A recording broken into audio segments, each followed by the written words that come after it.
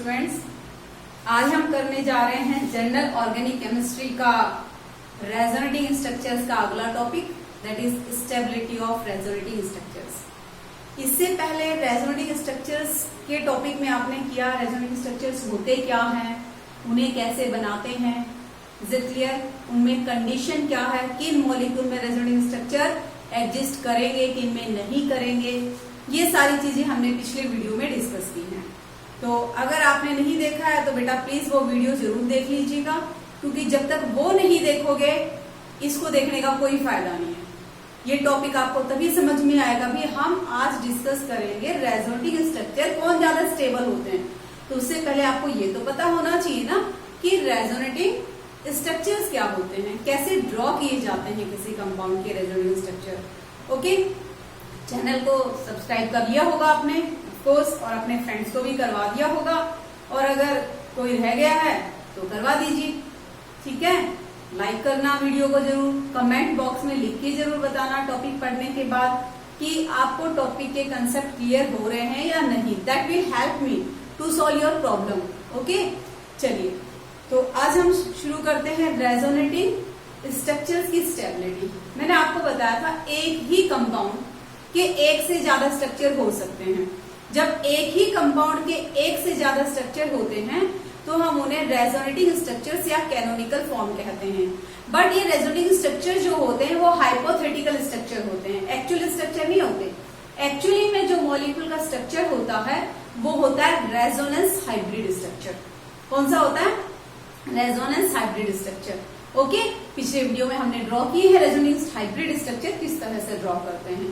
और resonance hybrid structure बनता किनसे? रेजोनेटिंग स्ट्रक्चर्स की कंट्रीब्यूशन से ही बनता है, ठीक है। लेकिन हर resonating structure resonance hybrid structure में इक्वल कंट्रीब्यूशन नहीं देता। मान लीजिए किसी कंपाउंड के 3 रेजोनेटिंग स्ट्रक्चर हैं, ओके, और फिर हम कंपेयर करेंगे इन रेजोनेटिंग स्ट्रक्चर में कौन ज्यादा स्टेबल है। जो रेजोनेटिंग स्ट्रक्चर ज्यादा स्टेबल होगा वो resonating structure resonance hybrid structure में अपना कंट्रीब्यूशन ज्यादा देगा। Is it clear? तो क्या ये पॉइंट आपके समझ में आया? क्या कहा मैंने कि resonating structure which is more stable, resonating structure which is more stable, किसी कंपाउंड का रेजोनेटिंग स्ट्रक्चर जो ज्यादा स्टेबल है, okay, contribute more towards resonance hybrid structure, contribute more towards resonance hybrid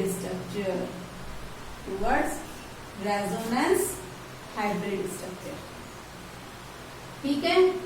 जो रेजोनेटिंग स्ट्रक्चर ज्यादा स्टेबल है वो अपना कंट्रीब्यूशन ज्यादा देगा रेजोनेंस हाइब्रिड स्ट्रक्चर में।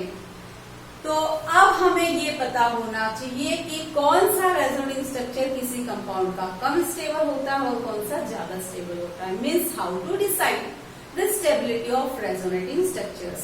ओके, तो what are the conditions to decide the stability of resonating structures? What are the rules to decide? Okay, rules for stability of resonating structure, यही आज आपका टॉपिक है, stability of resonating structure, ठीक है।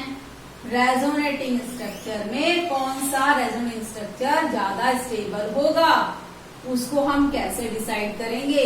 ये है rules for deciding stability of resonating structure.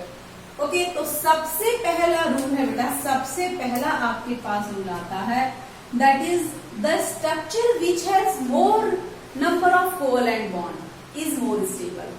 मान लीजिए किसी कंपाउंड के 2-3 रेजोनेटिंग स्ट्रक्चर हैं, ठीक है, तो हम ये देखेंगे कि किस कंपाउंड में कोवैलेंट बॉन्ड, किस स्ट्रक्चर में कोवैलेंट बॉन्ड ज्यादा है।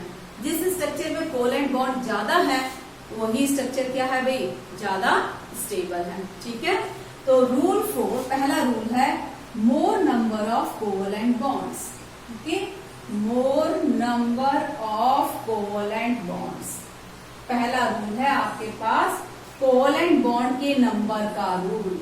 ये कहेगा स्ट्रक्चर में जितने कोवेलेंट बॉन्ड्स ज्यादा वो स्ट्रक्चर उतना ही ज्यादा स्टेबल।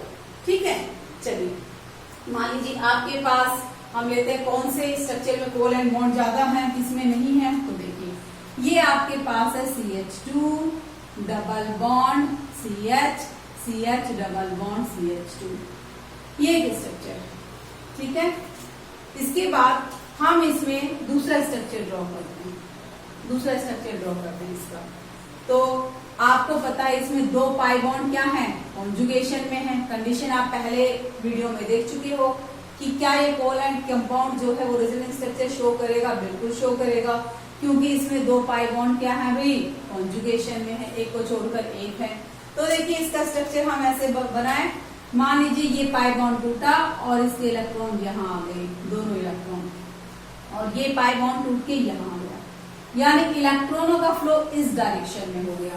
तो बताइए रेजोनेंस स्ट्रक्चर कैसे बन गया। रेजोनेंस स्ट्रक्चर हो गया वही CH2, ठीक है, CH2, इसके ऊपर इस पाई बॉन्ड के दोनों इलेक्ट्रॉन आ गए, तो ये हो गया माइनस चार्ज, ये CH, और इनके बीच में ये पाई बॉन्ड टूटा और ये इनके बीच में बन गया CH double bond CH, CH2, क्योंकि इस पाई बॉन्ड के दोनों इलेक्ट्रॉन यहाँ चले गए थे, पाई बॉन्ड यहाँ बन गया था। Is it clear. इसलिए इस कार्बन, ये कार्बन इलेक्ट्रॉन डेफिशिएंट हो गया, इस पर आ गया पॉजिटिव चार्ज। ठीक है, तो बताइए कि कौन सा स्ट्रक्चर ज्यादा स्टेबल होगा। ज्यादा स्टेबल होगा ये आपके पास फर्स्ट स्ट्रक्चर और ये सेकंड। इसमें 2 रूल लागू हो रहे हैं, एक चार्ज सेपरेशन का भी हो रहा है, वो आगे आ जाएगा आपके पास। ठीक है, लेकिन हम अभी डिसाइड कर रहे हैं तो मोर नंबर ऑफ कोवेलेंट बॉन्ड्स। अब बताइए इसमें कितने कोवेलेंट बॉन्ड थे, पाई बॉन्ड, सिग्मा बॉन्ड तो सभी स्ट्रक्चर में सेम ही रहते हैं रेजोनेंस स्ट्रक्चर के। आप जो देखना मोर नंबर ऑफ पाई बॉन्ड्स देख रहे हैं। ठीक है, यहाँ पर कितने पाई बॉन्ड है, 2, यहाँ पर कितना पाई बॉन्ड है, 1।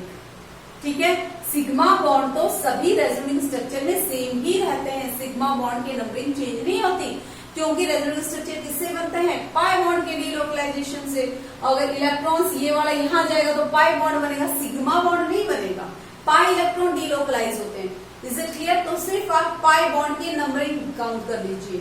तो ये देखिए यहाँ पर इस स्ट्रक्चर में 2 पाई बॉन्ड है, इसमें कितने हैं, 1 पाई बॉन्ड है। इसका मतलब इस स्ट्रक्चर में ज्यादा कोवेलेंट बॉन्ड है। ठीक है, तो आपके पास है यहाँ पर 2 पाई बॉन्ड्स, 2 पाई बॉन्ड्स, और इस स्ट्रक्चर में क्या है, 1 पाई बॉन्ड, सिर्फ एक ही पाई बॉन्ड है, 1 पाई बॉन्ड। ठीक है, क्योंकि ज्यादा कोवेलेंट बॉन्ड जो है वो फर्स्ट स्ट्रक्चर में है, इसीलिए मोर नंबर ऑफ कोवेलेंट बॉन्ड के हिसाब से फर्स्ट स्ट्रक्चर इसका जो है वो सेकंड स्ट्रक्चर से ज्यादा स्टेबल है। ठीक है, एक एक रूल को ठीक से समझना और फिर हम डिसाइड करेंगे कि किस तरह से रेजोनेंस स्ट्रक्चर हम रूल अप्लाई करके देखेंगे कि कौन से रूल अप्लाई करेंगे हम। ठीक है, सबसे पहले देख लेंगे कि कोवेलेंट बॉन्ड किसमें ज्यादा है। ठीक है, मान लीजिए कोवेलेंट बॉन्ड से बात नहीं बन रही है तो फिर हम आगे आ जाएंगे, that is the charge separation. Charge separation का रूल है। ठीक है, ये रूल की हेडिंग लिख रही हूँ, rule for charge separation. Charge separation वाला रूल क्या बताता है, देखिए ये वाला रूल इसमें भी लगेगा, इस कंपाउंड में भी लगेगा। ये कहता है वो स्ट्रक्चर जिसमें चार्ज होते हैं प्लस और माइनस चार्ज, और एक वो कंपाउंड का रेजोनेंस स्ट्रक्चर जिसमें चार्ज नहीं होते। उसी कंपाउंड के 2 स्ट्रक्चर हैं, एक में चार्ज है और एक में चार्ज नहीं है। उसमें प्लस और माइनस चार्ज है, इसमें चार्ज नहीं है। तो कंपाउंड का वो रेजोनेंस स्ट्रक्चर ज्यादा स्टेबल होगा जिसमें चार्ज नहीं होंगे, जिसमें चार्ज सेपरेशन नहीं होगा। Is it clear. तो इसे कहते हैं rule for charge separation. Rule for charge separation क्या कहा जाएगा इस रूल में, the resonating structure which do not show, the resonating structure which do not show charge separation,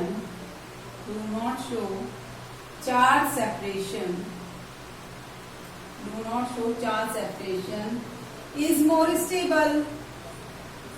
Okay, is more stable. वो रेजोनेटिंग स्ट्रक्चर जिसमें charge separation नहीं होता। जिसमें चार्ज सेपरेशन नहीं होता वो रेजोनेंस स्ट्रक्चर ज्यादा स्टेबल है। ये वाला रूल जो है इसमें भी लग रहा है। देखिए पहले वाले स्ट्रक्चर में इसमें कोई चार्ज नहीं है, दूसरे वाले स्ट्रक्चर में चार्ज है, तो वो स्ट्रक्चर ज्यादा स्टेबल है जिसमें चार्ज सेपरेशन नहीं है। तो चार्ज सेपरेशन वाला रूल लगाकर भी इसका पहला स्ट्रक्चर ज्यादा स्टेबल होगा than compare to second structure. ठीक है, चलिए मान लीजिए इसके लिए एक दूसरा एग्जांपल लेते हैं। ठीक है, चार्ज सेपरेशन वाले रूल को समझने के लिए तो देखिए मैंने सेकंड एग्जांपल लिया चार्ज सेपरेशन के लिए CH2 double bond CH C double bond OH, ये कंपाउंड। ओके, क्या इसके रेजोनेंस स्ट्रक्चर बनेंगे? बना के देखते हैं हम। रेजोनेंस स्ट्रक्चर जरूर बनेंगे क्योंकि ये पाई बॉन्ड और ये पाई बॉन्ड क्या है, कॉन्जुगेशन में है। ठीक है, pi bond sigma bond pi bond में कॉन्जुगेशन, ये कंडीशन थी। पाई बॉन्ड चाहे लोन पेयर इलेक्ट्रॉन के कंजुगेशन में है, चाहे प्लस के चाहे माइनस के, चाहे lone pair electron positive charge की कंजुगेशन में, चाहे पाई बॉन्ड ऑड इलेक्ट्रॉन के कंजुगेशन में, बट कंजुगेशन पोजीशन में होना चाहिए। अगर कंजुगेशन वाली कंडीशन फॉलो होगी तो रेजोनेंस स्ट्रक्चर बनेंगे। तो यहाँ पर वही कंपाउंड में दे रही हूँ जिनके रेजोनेंस स्ट्रक्चर बनते हैं, क्योंकि पहले वीडियो में हम डिस्कस कर चुके हैं किनके बनेंगे और किनके नहीं बनेंगे। तो इसके पहले स्ट्रक्चर में आप देखिए कोई भी किसी तरह का चार्ज सेपरेशन नहीं है। आप देखिए ये दो पाई बॉन्ड क्या है, बोलो कॉन्जुगेशन पोजीशन में, और ये ऑक्सीजन है। आपको पता है ऑक्सीजन जो है वो मोर इलेक्ट्रोनिगेटिव एटम है। तो आप इलेक्ट्रॉनों का फ्लो कहाँ दिखाओगे, कहाँ पर दिखाओगे भी? मोर इलेक्ट्रोनिगेटिव से लेस इलेक्ट्रोनिगेटिव। ये डबल बॉन्ड, ये single bond, carbon double bond oxygen नहीं, हम दिखाएंगे मोर इलेक्ट्रोनिगेटिव एटम के साइड। Is it clear? तो यहाँ पर आपके पास ये पाई बॉन्ड टूटेगा, इसके पास दो लोन पेयर तो पहले से ही है, और एक लोन पेयर और एक इस पाई बॉन्ड के दो इलेक्ट्रॉन यहाँ पर आ जाएंगे। That is the movement of electron towards more electronegative atom. जब ये यहाँ पर आ जाएंगे, ठीक है, तो आपके पास क्या हो जाएगा भाई, इस कार्बन पे कौन सा चार्ज डेवलप हो जाएगा, इलेक्ट्रॉन डेफिशिएंट हो जाएगा, पॉजिटिव चार्ज। ठीक है, अब उसे क्या करेंगे बेटा, ये वाला पाई बॉन्ड के इलेक्ट्रॉन ये यहाँ आ जाएंगे। ठीक है, पाई बॉन्ड के इलेक्ट्रॉन यहाँ पर आ जाएंगे, तो इसका मतलब पाई बॉन्ड यहाँ बन जाएगा। तो रेजोनेंस स्ट्रक्चर ऐसा हो जाएगा CH2, ये आपके पास CH, पाई बॉन्ड यहाँ बन गया, और इस पाई बॉन्ड के दोनों इलेक्ट्रॉन ऑक्सीजन पर चले गए, निगेटिव ये हाइड्रोजन, क्योंकि ये कार्बन की वैलेंसी कंप्लीट नहीं, ऑक्टेट कंप्लीट नहीं है, इसीलिए इस पे क्या हो गया भाई, पॉजिटिव चार्ज हो गया। ओके, तो अब मैं आपसे पूछती हूँ फर्स्ट और सेकंड स्ट्रक्चर में कौन ज्यादा स्टेबल है? तो देखिए पहले स्ट्रक्चर में कोई चार्ज सेपरेशन नहीं है, दूसरे स्ट्रक्चर में चार्ज सेपरेशन है। Is it clear? तो चार्ज सेपरेशन के रूल के हिसाब से इसमें फर्स्ट स्ट्रक्चर जो है वो सेकंड से ज्यादा स्टेबल। समझ में आ रहा है? ठीक है, एक से ज्यादा रूल भी लगते हैं एक ही कंपाउंड के। अगर हम डिसाइड कर रहे हैं कि ये दोनों, जैसे ये वाले कंपाउंड, इसमें पाई बॉन्ड का रूल भी लग गया, तो high number of larger number of covalent bond और चार्ज सेपरेशन भी लग गया। इट माइट बी पॉसिबल कि एक से ज्यादा रूल भी लग रहे हो।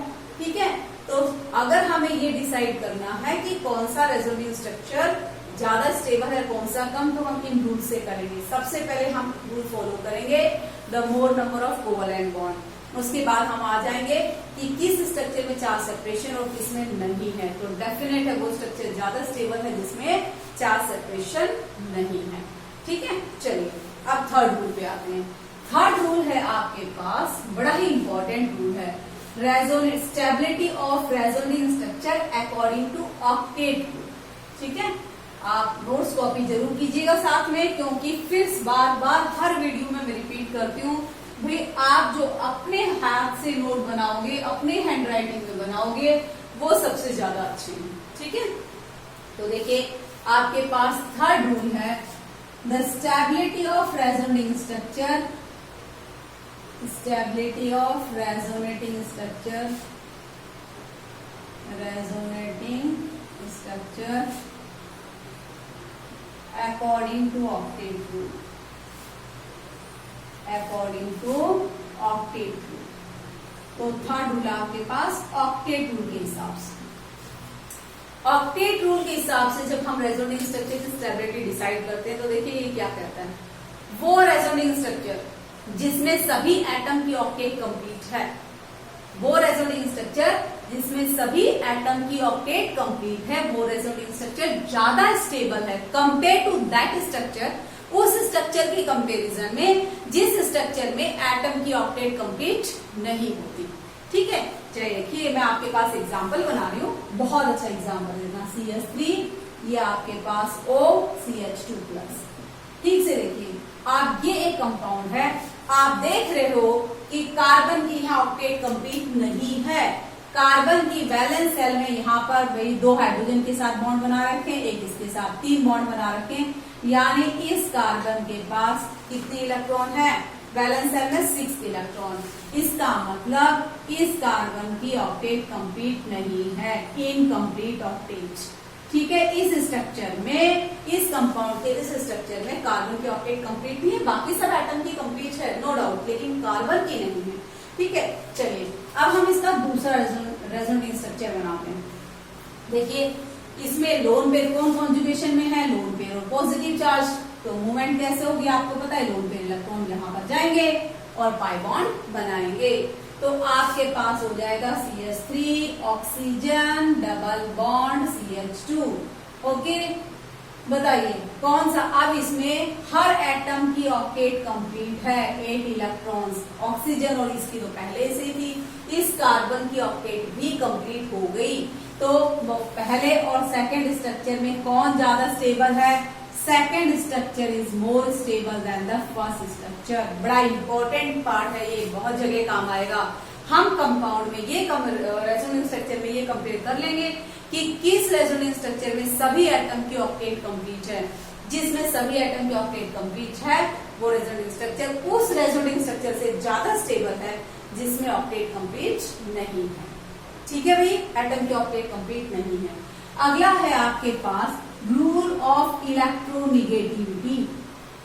देखिए रूल ऑफ इलेक्ट्रोनिगेटिविटी क्या कहता है, ध्यान से सुनना। रूल ऑफ इलेक्ट्रोनिगेटिविटी कहता है अगर रेजोनेटिंग स्ट्रक्चर्स में कंपाउंड की चार्ज सेपरेशन है तो वो रेजोनेटिंग स्ट्रक्चर ज्यादा स्टेबल है जिसमें इलेक्ट्रोनिगेटिव एटम पर निगेटिव चार्ज है और इलेक्ट्रो पॉजिटिव एटम पर पॉजिटिव चार्ज है, या आप ऐसे कह दो मोर इलेक्ट्रोनिगेटिव एटम पर नेगेटिव चार्ज है और लेस इलेक्ट्रोनिगेटिव एटम पर पॉजिटिव चार्ज है। That structure is more stable then that resonating structure in which the condition is reverse. Condition is reverse means that the positive charge is present on more electronegative atom and the negative charge present on the less electronegative atom।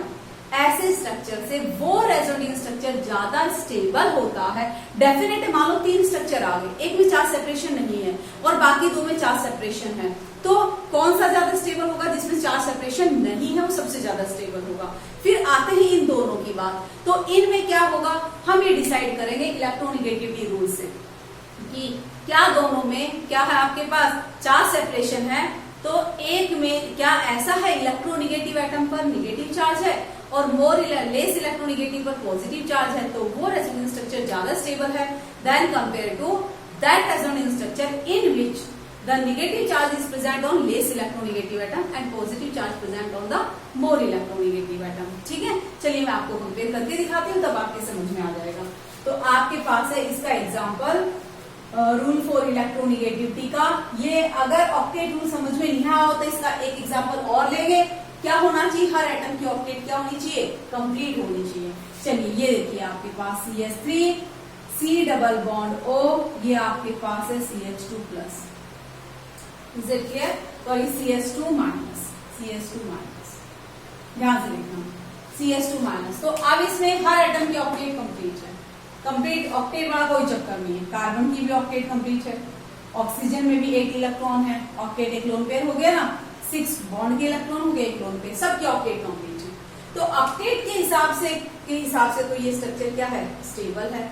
अब देखिए इसका second resonating structure क्या होगा, एक ये है, दूसरा भाई पाई बॉन्ड और क्या है भाई निगेटिव चार्ज कॉन्जुगेशन में है, तो मूवमेंट कैसे होगा इलेक्ट्रॉनों का, डेफिनेटली निगेटिव चार्ज से यहाँ की तरफ होगा। ठीक है, तो ये इलेक्ट्रॉन यहाँ गए और इस पाई बॉन्ड के इलेक्ट्रॉन टूटकर ऑक्सीजन पर चले गए। 2 लोन पेयर तो पहले से ही थे ऑक्सीजन पे। तो यहाँ पर इस स्ट्रक्चर में हो गया CH3 कार्बन, ये आपके पास ऑक्सीजन, ऑक्सीजन पर हो गया बोलिए 3 lone pair negative charge double bond CH2। अब आपसे पूछा जाए कि इन दोनों स्ट्रक्चर में चार्ज सेपरेशन है, दोनों में माइनस चार्ज है। ओके, कई बार ऐसा भी होगा, प्लस भी होगा और माइनस भी होगा, वो भी देखेंगे हम, लेकिन यहाँ पर दोनों में माइनस चार्ज है, ठीक है। और दोनों में हर एटम के ऑक्टेट कंप्लीट है, तो ऑक्टेट रूल से तो हम बता नहीं सकते कौन ज्यादा रेजोनेंस स्ट्रक्चर है कौन नहीं। यहाँ पर देखिए पाई बॉन्ड के नंबर भी सेम है दोनों में, उससे भी नहीं बता पा रहे हम लोग। Is it clear? टोटल क्या कहते हैं, न्यूट्रल पहले वाला rule that is more number of covalent bond लागू नहीं हो रहा है। More number of you can say ऐसा रेजोनेंस स्ट्रक्चर जिसमें चार्ज सेपरेशन नहीं हुआ, ऐसा भी नहीं, दोनों में ही चार्ज है, वो भी नहीं लग रहा है। फिर ऑक्टेट रूल लगाया, हर इसकी ऑक्टेट कंप्लीट है, वो भी नहीं लग रहा है। तो फिर हम इलेक्ट्रोनिगेटिविटी वाला रूल देखेंगे। देखिए यहाँ पर निगेटिव चार्ज कहाँ प्रेजेंट है, ध्यान देना, निगेटिव चार्ज कार्बन में प्रेजेंट है, निगेटिव चार्ज ऑन कार्बन।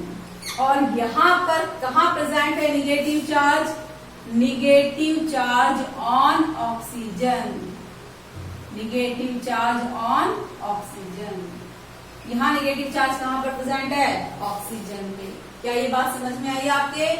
यहाँ निगेटिव चार्ज कार्बन पे, वहां निगेटिव चार्ज क्या है, ऑक्सीजन पे। कार्बन क्या है, कार्बन लेस इलेक्ट्रोनिगेटिव, और ऑक्सीजन क्या है, ऑक्सीजन मोर इलेक्ट्रोनिगेटिव।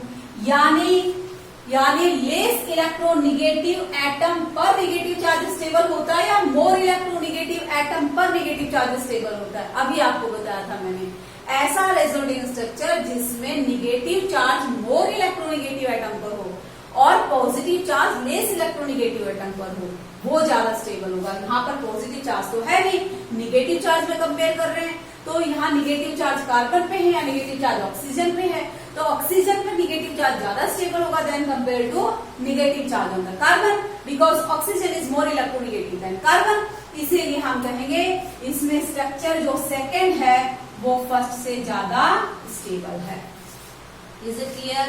ठीक है, चलिए कुछ और एग्जाम्पल ले लेते हैं हम इसी बात के। रब कर दो इसको, बहुत अच्छा टॉपिक है बेटा, बहुत बढ़िया एग्जाम्पल है। और इसमें क्वेश्चन आते हैं सीधे, कंपटीशन में भी आते हैं बेटा।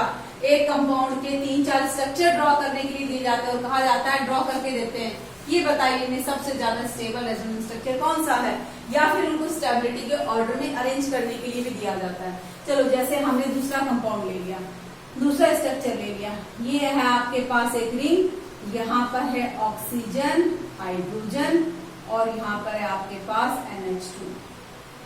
ऑक्सीजन पर पहले से ही पॉजिटिव चार्ज हमने दिखा दिया, ध्यान से देखिएगा। ये कंपाउंड, तो देखिए कॉन्जुगेशन तो है भी, ये आपके पास पाई बॉन्ड कॉन्जुगेशन में है, ये pi bond lone pair conjugation में, मतलब पूरे इतने उस पर कॉन्जुगेशन है। तो एक स्ट्रक्चर ये है, ठीक से देखना, एक स्ट्रक्चर ये है। इस स्ट्रक्चर में पॉजिटिव चार्ज कहाँ पर है, ऑक्सीजन पर है। किस पर है, ऑक्सीजन पर। आगे चले, अगला रेजोनेंस स्ट्रक्चर मैं बनाती हूँ। देखिए अगर ये वाला भी एक पॉजिटिव चार्ज तो है ऑक्सीजन पर, ऑक्सीजन 3 बॉन्ड बना लिया, चौथा तो बनाएगा नहीं यहाँ, तो मूवमेंट कैसे होगा, ये कार्बन नाइट्रोजन ये लोन पेयर इलेक्ट्रॉन है, ये यहाँ पर जाएंगे। इलेक्ट्रॉनों की मूवमेंट आपको समझ में आ जाएगी जब रेजोनेंस स्ट्रक्चर बनाओगे, पहले की वीडियो देखोगे कैसे बनाए जाते हैं। ये लोन पेयर इलेक्ट्रॉन यहाँ आ जाएगा, इज इट क्लियर? ये लोन पेयर, भाई आप कहते हो मैडम ये पाई बॉन्ड यहाँ, अगर ये पाई बॉन्ड यहाँ कर देते तो नाइट्रोजन की वैलेंसी 4 हो जाती, ठीक है 4 हो जाती, लेकिन ये पाई इलेक्ट्रॉन यहाँ कर दिए, इलेक्ट्रॉन डेफिशिएंट हो गए, उसके बाद आगे भी तो कुछ होगा ना। सपोज मैंने ये पाई, फिर ये लोन पेयर इलेक्ट्रॉन तो यहाँ के यहाँ हो गए, इज इट क्लियर? मूवमेंट पूरी होनी चाहिए ना। तो देखिए ये वाले ये लोन पेयर इलेक्ट्रॉन यहाँ गए, तो इस कार्बन की वैलेंसी 5 हो जाएगी, तो ये पाई बॉन्ड इलेक्ट्रॉन निकलकर यहाँ चले जाएंगे। Is it clear? यस और नो? अगर मैंने ये लोन पेयर यहाँ कर दिया तो होता तो डबल बॉन्ड NH2, नाइट्रोजन की वैलेंसी 4 और उसके बाद नाइट्रोजन के पास लोन पेयर इलेक्ट्रॉन, मतलब नाइट्रोजन के पास वैलेंसी सेल में 8 से ज्यादा इलेक्ट्रॉन हो सकते हैं क्या? नहीं हो सकते, क्योंकि नाइट्रोजन के पास कोई वैकेंट डी ऑर्बिटल नहीं है, इसलिए वो कंडीशन तो पॉसिबल ही नहीं है कि ये वाले पाई इलेक्ट्रॉन टूट के यहाँ जाए, ये बॉन्ड यहाँ बना ले, तो नाइट्रोजन ने 4 बॉन्ड बना लिए और एक लोन पेयर हो गया, ऐसा नहीं हो सकता। इसीलिए कहाँ होगा बेटा इलेक्ट्रॉनों का मूवमेंट, इस तरह से होगा। आगे बात समझे, ये इलेक्ट्रॉन यहाँ चले गया, ऐसा दिखा दीजिए आप कि ये पाई बॉन्ड टूट के यहाँ बन गया, ओके, ये पाई बॉन्ड टूट के यहाँ बन गया, ये लोन पेयर इलेक्ट्रॉन यहाँ गए, कार्बन की वैलेंसी 5 होगी, पाई बॉन्ड यहाँ बन गया, जब ये पाई बॉन्ड यहाँ बन गया तो इस कार्बन की वैलेंसी क्या हो जाएगी, ये वाले कार्बन की 5 हो जाएगी, तो ये वाले ये पाई बॉन्ड टूटेगा और ये पाई बॉन्ड टूट के इलेक्ट्रॉन कहाँ चले जाएंगे, ऑक्सीजन। बेटा ये कर्ड एरो बड़े इंपॉर्टेंट है, ध्यान से देखिएगा, बहुत अच्छे से समझ रहे हैं, कर्ड एरो ही सब कुछ है यहाँ, यही इलेक्ट्रॉनों की मूवमेंट दिखा रहे हैं। ये लोन पेयर यहाँ आया, बॉन्ड यहाँ बना, ये पाई बॉन्ड टूट के यहाँ बना और ये वाला पाई बॉन्ड टूट के इसके दोनों इलेक्ट्रॉन किस पर गए, ऑक्सीजन पर गए, ओके। तो रेजोनेटिंग स्ट्रक्चर कुछ इस तरह से बन गया। अगला इस कंपाउंड का, ये आपके पास है ऑक्सीजन, ऑक्सीजन के पास बोलो 2 लोन पेयर, यहाँ पर एक पाई बॉन्ड और एक पाई बॉन्ड यहाँ पर, और पॉजिटिव चार्ज आ गया किस पर, नाइट्रोजन पर। अब मैं आपसे पूछती हूँ इसमें कौन सा ज्यादा स्ट्रक्चर स्टेबल है, तो यहाँ पर पॉजिटिव चार्ज ऑक्सीजन पर है, यहाँ पर नाइट्रोजन पर। पहली बात तो ये कि ऑक्सीजन और नाइट्रोजन दोनों ही इलेक्ट्रोनिगेटिव एटम है, किसी भी कंडीशन पर उस पर पॉजिटिव चार्ज जो है वो ज्यादा स्टेबल नहीं होता।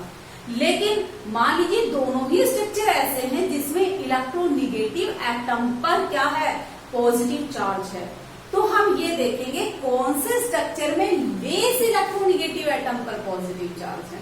Is it clear? तो यहाँ पर इसमें आपके पास positive charge on nitrogen and nitrogen is less electronegative than oxygen, ठीक है। ये आपके पास है positive charge on oxygen which is more electronegative than nitrogen, जो नाइट्रोजन से ज्यादा इलेक्ट्रोनिगेटिव है। आगे बात समझ में, तो कौन सा रेजोनेटिंग स्ट्रक्चर ज्यादा स्टेबल होगा, जिसमें लेस इलेक्ट्रोनिगेटिव एटम पर पॉजिटिव चार्ज है।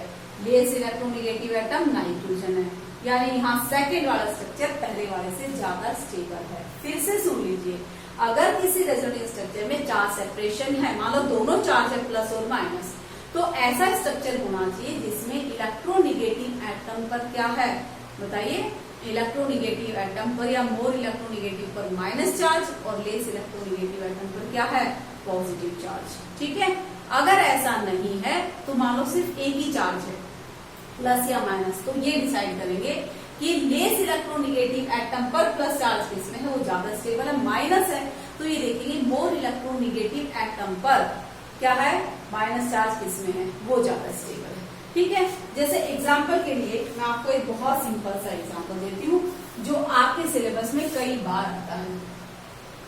हम लोग ड्रॉ करते हैं रेजोनेटिंग स्ट्रक्चर इसके एसिटिक एसिड के, ये आपके पास है CH3 carbon double bond OOH, भाई पाई बॉन्ड और लोन पेयर कॉन्जुगेशन में है, स्ट्रक्चर तो बनेगा।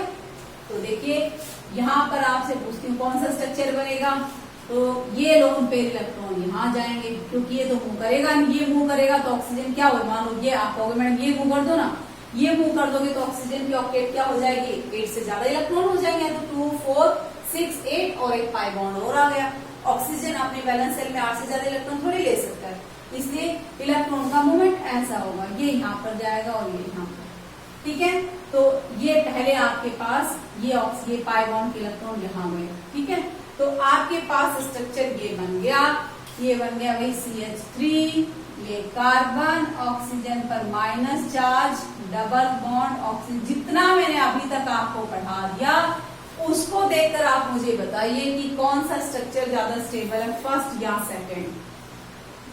भी ऑक्टेट की बात जहां तक आती है, इसमें हर एटम की ऑक्टेट कंप्लीट है, कोई ऑक्टेट रूल नहीं लग रहा।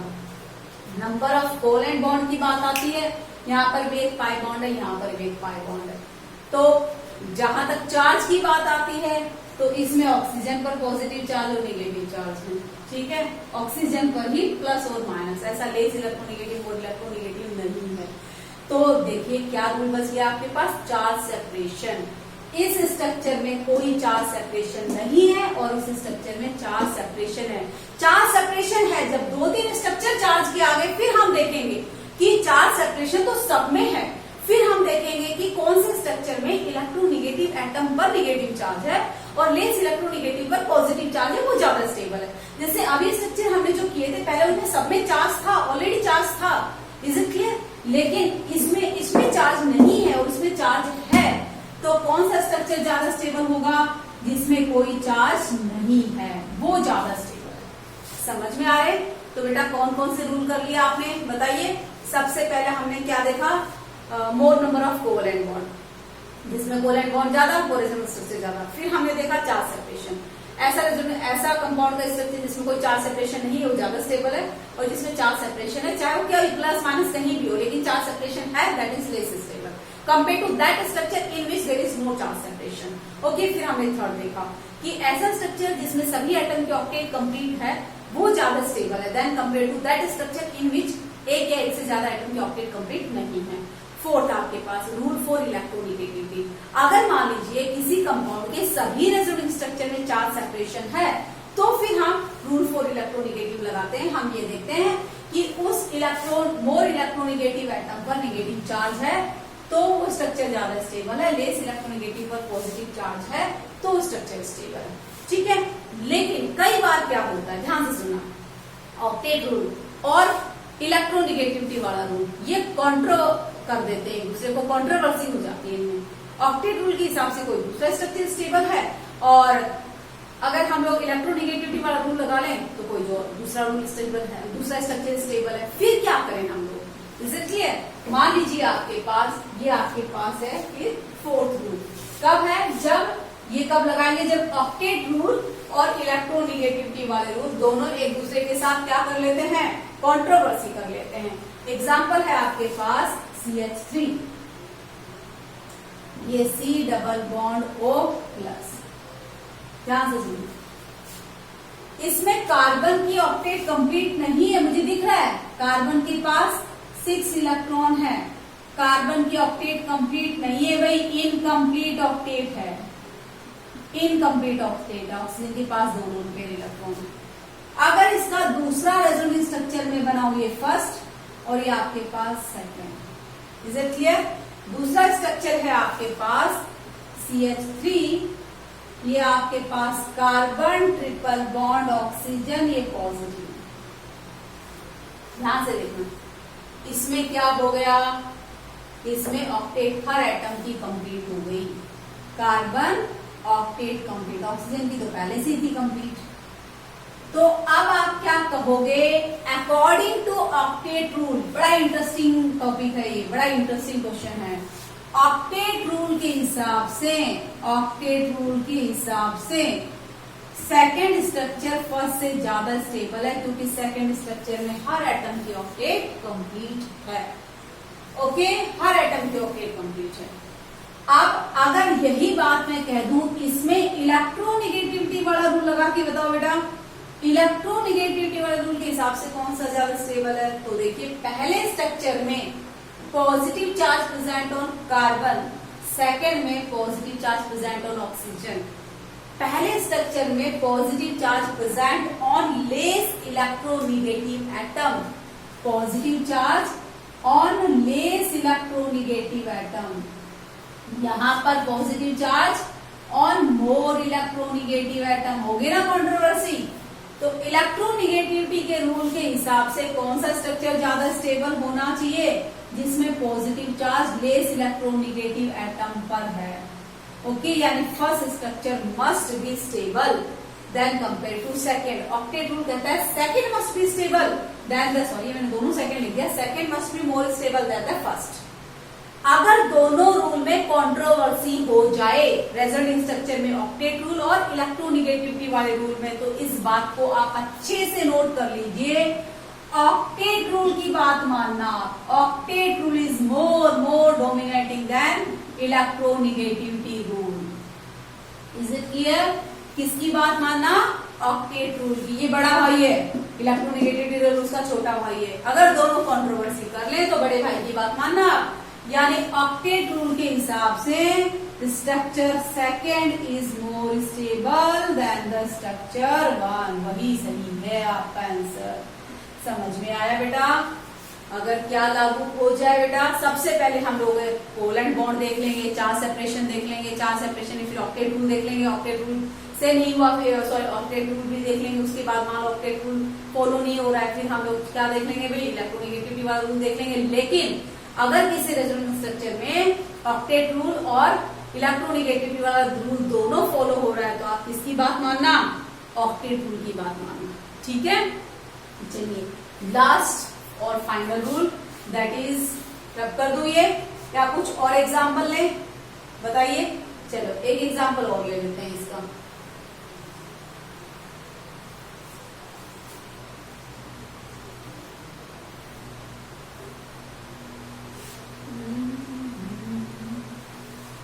ये है आपके पास OH CH2 प्लस NH। ध्यान से देखो बेटा, इसके कितने स्ट्रक्चर बनेंगे? पहला ये, और मुझे दिख रहा है कि इस कार्बन एटम की ऑक्टेट कंप्लीट नहीं है, इनकम्प्लीट ऑक्टेट। ओके, चलो उसके बाद ऐसा हो सकता है ये पॉजिटिव इस लोन पेयर के क्या है? कॉन्जुगेशन में है, तो एक स्ट्रक्चर ये भी बन सकता है। नाइट्रोजन पे आ गया पॉजिटिव चार्ज, ये सेकंड। एक स्ट्रक्चर ये भी बन सकता है थर्ड, क्योंकि ये ऑक्सीजन के लोन पेयर भी इसके कॉन्जुगेशन है, तो ये वाले इलेक्ट्रॉन भी यहाँ मूव कर सकते हैं। तो एक स्ट्रक्चर ये भी बन सकता है। पॉसिबल सारे स्ट्रक्चर, ऐसा कि नहीं कि दो स्ट्रक्चर होते हैं। ये तीसरा स्ट्रक्चर। तो अब कौन ज्यादा स्टेबल है? पहला वाला क्या है? इनकम्प्लीट ऑक्टेट है। अब दूसरे और तीसरे वाले में क्या है? ऑक्टेट कंप्लीट है। तो अकॉर्डिंग टू ऑक्टेट रूल, ध्यान से सुनना बेटा, बहुत अच्छा एग्जांपल है ये भी। ऑक्टेट रूल के हिसाब से पहले वाला कम स्टेबल है और सेकंड और थर्ड वाले बराबर स्टेबल है। क्यों? क्योंकि इसमें हर एटम की ऑक्टेट कंप्लीट है। तो अब हम क्या करेंगे भाई? ऑक्टेट रूल डिसाइड नहीं कर पा रहा कौन ज्यादा स्टेबल है सेकंड और थर्ड में से, तो फिर हम इलेक्ट्रोनेगेटिविटी रूल निकालेंगे इनके लिए। ये तो हो गया ऑक्टेट रूल से कि पहला कम स्टेबल है, हो गया।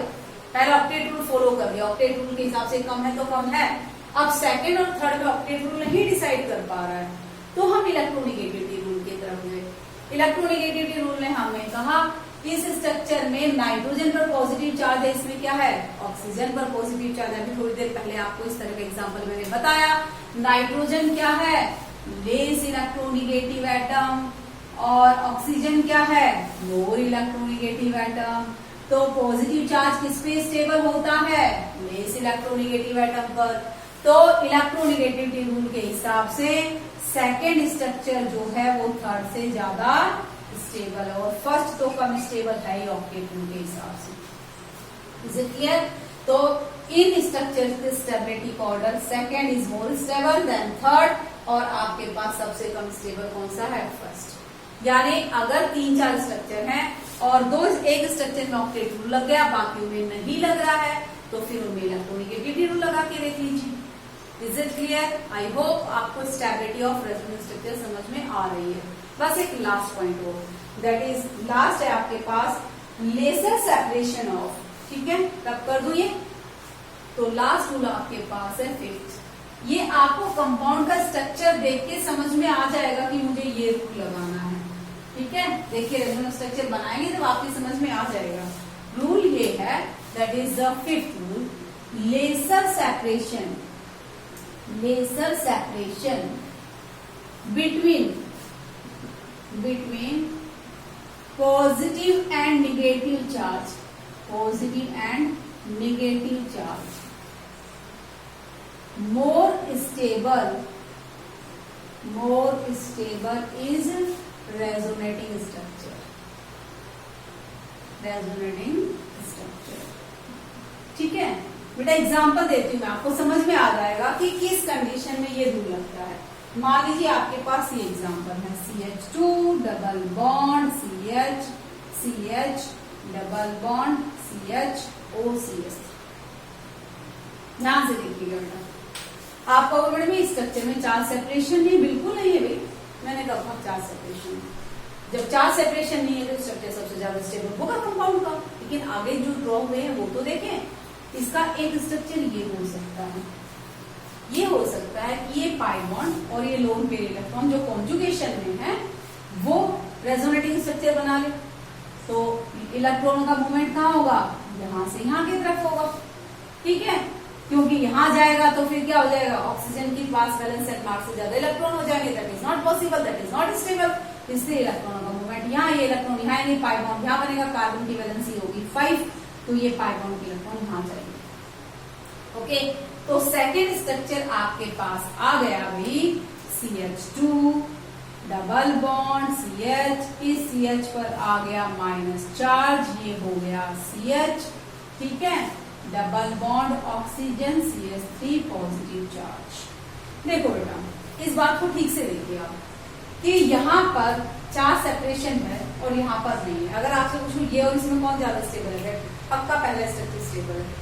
अब ऑक्टेट रूल इसमें लग ही नहीं रहा क्योंकि हर एटम की ऑक्टेट कंप्लीट है, ठीक है, चार्ज सेपरेशन आपने डिसाइड कर लिया, कोई दिक्कत नहीं है।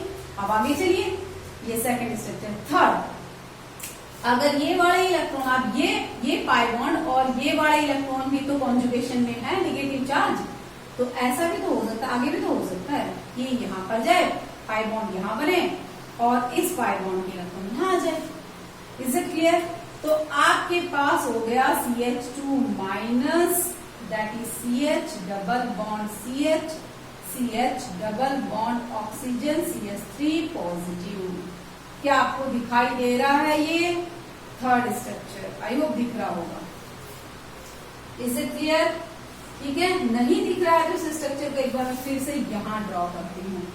CH2 माइनस ये CH, क्योंकि नहीं देखेगा तो वो हो जाएगा सब कुछ गड़बड़। CH डबल बॉन्ड CH, ये आपके पास है CH double bond oxygen CH3। देखिए क्या किया हमने, ये पाई बॉन्ड, ये इलेक्ट्रॉन यहाँ गए, पाई बॉन्ड यहाँ गया और इसके टूटकर यहाँ गया, ठीक है, पाई बॉन्ड के इलेक्ट्रॉन यहाँ गए तो नेगेटिव चार्ज यहाँ पे आ गया। ये स्ट्रक्चर 3 है। तो फर्स्ट वाला तो ज्यादा स्टेबल है क्योंकि उसमें चार्ज सेपरेशन एक बात सेकंड और थर्ड की आ जाए, तो भाई सेकंड और थर्ड में आप कहोगे वो लगा दें चार्ज सेपरेशन वाला रूल। अरे चार्ज सेपरेशन वाले रूल में दोनों में ऐसा ही है, ऑक्सीजन पर पॉजिटिव चार्ज है, कार्बन पे निगेटिव, ऑक्सीजन पर पॉजिटिव, कार्बन पे निगेटिव। Is it clear? दोनों में चार्ज है, एक में चार्ज सेपरेशन होता है, एक में नहीं होता, तो बात अलग थी, दोनों में ही है और दोनों में सेम एटम पे सेम चार्ज है, ठीक है। इलेक्ट्रोनेगेटिविटी वाला रूल भी नहीं लग रहा, ऑक्टेट रूल भी नहीं लग रहा, ठीक है। तो अब क्या है, दोनों स्ट्रक्चर में सेम एटम पर सेम चार्ज है, पॉजिटिव चार्ज ऑक्सीजन पे, ऑक्सीजन पे, कार्बन पे नेगेटिव चार्ज निगेटिव पे। ना ऑक्टेट रूल लग रहा है, ना इलेक्ट्रोनेगेटिविटी वाला रूल लग रहा है, ना चार्ज सेपरेशन वाला लग रहा है सेकंड और थर्ड में। तो फिर और देखिए आप, ना नंबर ऑफ कोवल एंड बॉन्ड वाला लग रहा है। तो ऐसे केस में जिसमें दोनों रेजोनेंस स्ट्रक्चर में सेम एटम पर चार्ज है, plus oxygen carbon minus, plus oxygen carbon minus, तो ये देखना है आपको कि प्लस और माइनस में लेस डिस्टेंस कहां पर है, less charge separation, lesser separation between plus and minus, दोनों के बीच में डिस्टेंस कहां कम है। तो दोनों के बीच में डिस्टेंस कम है, बताइए कहां पर, यहां पर आपके पास है ये वाला, ध्यान से देखिए, ये यहां पर डिस्टेंस कम है और यहां पर डिस्टेंस ज्यादा है।